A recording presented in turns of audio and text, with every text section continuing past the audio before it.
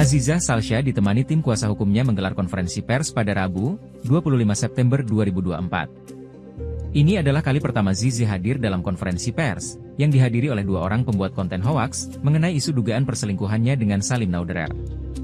Putri politisi dan anggota DPR RI Andre Rosiade ini, memilih untuk memaafkan dua orang tersebut. Baik, silakan Pak Andreas atau kuasa hukumnya yang akan menyampaikan terkait dengan hari ini. Oke, terima kasih Pak Eda untuk waktunya dan selamat siang untuk teman-teman wartawan semua yang sudah menyempatkan waktu di siang hari ini. Dan betul saya menerima surat panggilan Bareskrim di sekitar 2 minggu yang lalu begitu ya. Dan saya pun udah datang ke pihak Bareskrim untuk melakukan BAP terkait konten yang saya bikin, yang saya buat terkait dengan kasusnya Zize gitu ya. Dan tentunya di BAP tersebut saya sudah menjawab sekitar 20 pertanyaan. Dan sebelum itu juga saya sudah melakukan mediasi secara informal dengan Zize dan sehingga adanya hari ini gitu.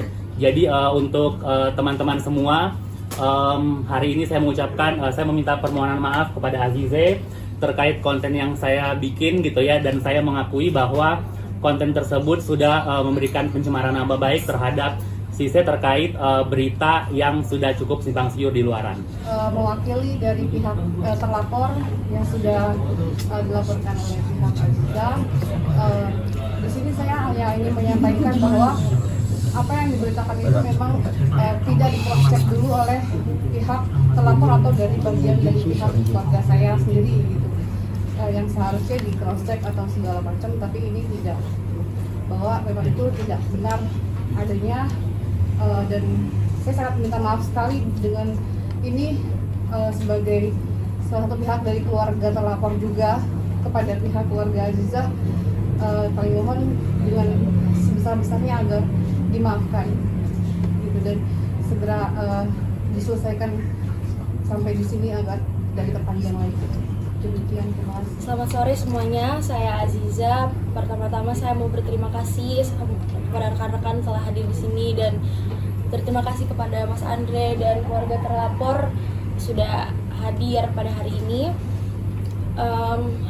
Saya menerima permohonan maaf dari Mas Andre dan keluarga terlapor, dan saya harap ini bisa menjadi pembelajaran bagi kita semua dan tentunya masyarakat luar untuk lebih berhati-hati lagi dan lebih bijak lagi dalam menggunakan sosial media. Dan tentunya untuk tidak involve terlalu jauh dalam ranah pribadi seseorang dan memberitakan berita yang belum tentu benar adanya. Jadi semoga ini bisa jadi pembelajaran bagi kita semua dan tidak akan terulang lagi kejadian-kejadian seperti ini ke depannya. Terima kasih. Namun khusus untuk Mas Andreas dan ibu dari saudari N ini, ada yang kita laporkan atau konten yang memang ternyata tersangkut dari laporan kita adalah konten-konten yang memang melakukan pencemaran nama baik, kemudian juga penghinaan. Ada konten-konten yang bernada penghinaan terhadap Aziza.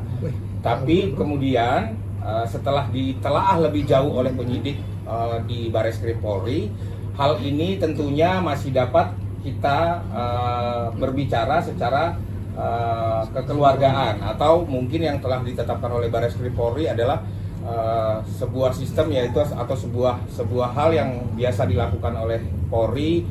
Kita mengenal yang namanya restoratif justice.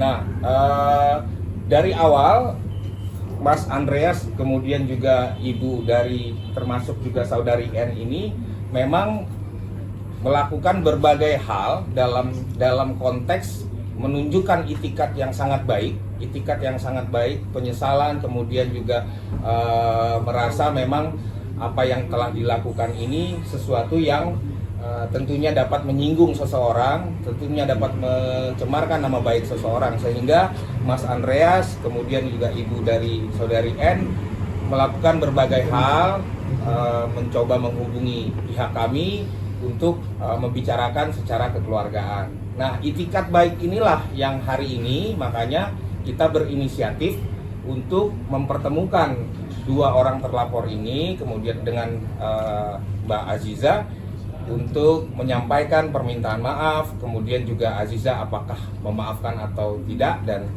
ternyata alhamdulillah Aziza dengan segala kerendahan hati dan kebesaran hati juga memaafkan Andreas dan juga saudari N yang diwakili hari ini oleh ibunya, karena memang kebetulan yang bersangkutan masih di bawah umur, sehingga clear segala konten, segala hal-hal yang kemarin disampaikan itu menjadi tidak berlanjut di laporan yang kita sampaikan. Namun kita laporkan 12 akun.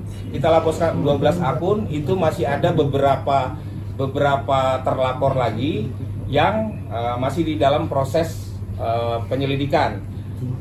Di dalam minggu ini Barreskrim Polri kemungkinan akan menaikkan ke tahap penyidikan dan telah menetapkan beberapa terlapor lainnya yang sampai saat ini kami pikir belum menunjukkan itikat baik untuk berbicara dengan kita.